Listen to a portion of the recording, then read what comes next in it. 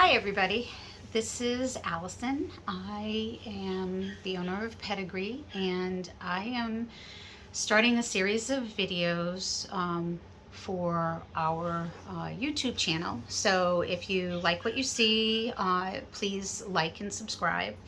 Um, the series will be a collection of, let me see, 6 videos. I'm just looking at my notes. Today's video is about why pricing is so different. So if you live in an area that has multiple salons or persons grooming, whether out of their home, brick and mortar, or mobile, pricing is kind of all over the place. Well, I'm going to give a brief little explanation as to why you see these things and why different places are requiring or not requiring certain things. Basically put, we are in America and we have the chance to have businesses, and the business side of it, which is the back end, which is all the pricing and where all that overhead comes from. Some people are more involved in that in their business. Others are not, and they work for their business.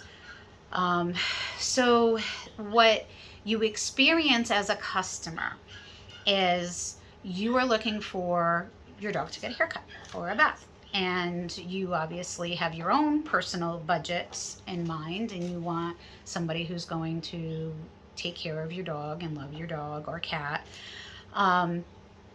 So there's a lot of things that are really involved. And what I have taught my staff and taught my students is groomers, this pet industry, people who are in it and making a business out of it or using it for their livelihood are in it because they're dog people, and they're not always people. So what that means is you get a variety in the scope of personalities that you deal with.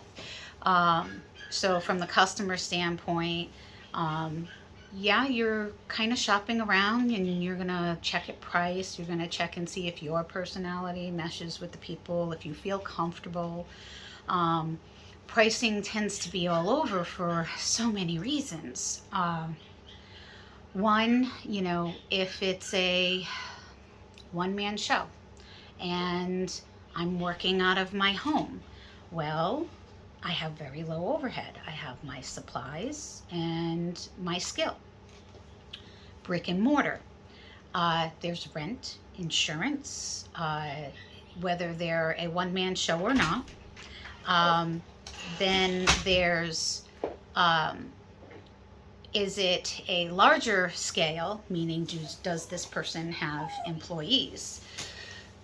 Now you get into some more overhead, insurances, liability insurance, taxes.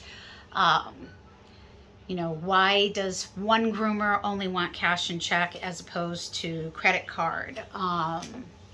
Well, that kind of goes back to are they stealing from themselves and trying to make sure that, Uncle Sam doesn't know what they're doing? Or are they trying to grow a business and have it flourish? Groomers come and go in an area for the reason of they are animal people. They are not business people, typically. Okay, I'm making a very general statement. I'm not claiming to know everything.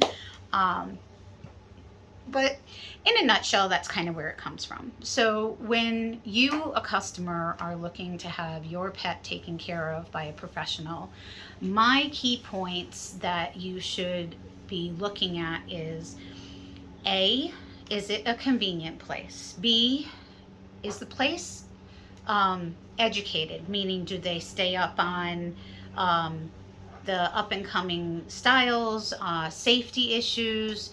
Are the people there certified in some way? Did they take any formal education? There are a number of schools that teach grooming. We happen to be a test site for a school. so people don't have to go all the way over to the school. I'm a certified instructor and graduate. So depending on what you're looking for, if you're just looking for a cheap haircut, then you're going to get what you get. But, you know, it is a business. It isn't just people doing this to feel good.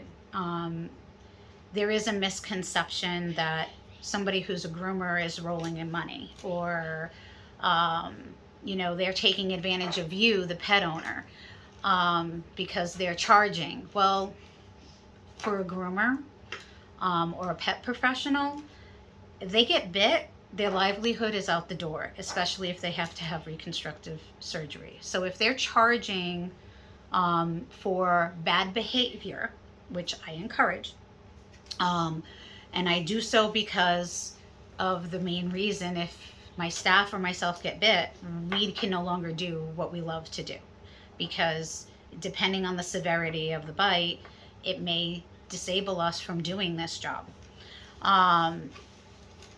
So really, if you're having some behavior issues which are causing you monetary consequences, then maybe a different conversation needs to be had about what can you do as a pet owner to better the experience for your pet, so that everything can get done in a manner that is conducive for everybody. So anyhow, I hope you enjoyed this brief little explanation. I know it's kind of short. Please leave me comments, your questions. I'll be more than happy to answer. If you need anything in depth, I will give the best answer I can from my own experience. And I will share resources should you so wish. There's a plethora of variables involved in getting into the industry and being able to thrive and flourish. And I'll be happy to mentor or guide somebody to a proper mentor or resource to help you on your way.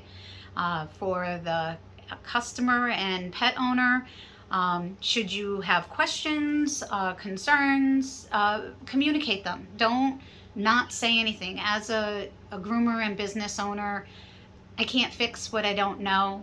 So be honest and accept your feedback that you get, especially if it's concerning your own pet.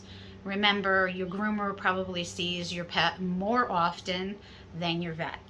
And as people, because a vet is licensed, we tend to put more stock in what they tell us than what the groomer tells us. But common sense states the groomer's handling your dog more often, probably going to see something or bring something to your attention that the vet is not going to see, because you typically will go there when it's already past a point of either no return or severity that a vet has to get involved. So there's a lot of pricing that can help the business owner or a groomer to help communicate, being that, you know, as a groomer, continuing education, seeking out more formal education. And those things contribute to how you price your services. So again, like and subscribe and give me all feedback, good, bad, and indifferent. I can't get better at what I do or communicate with you more if I don't know what I'm not communicating. Thank you again. Have a wonderful day.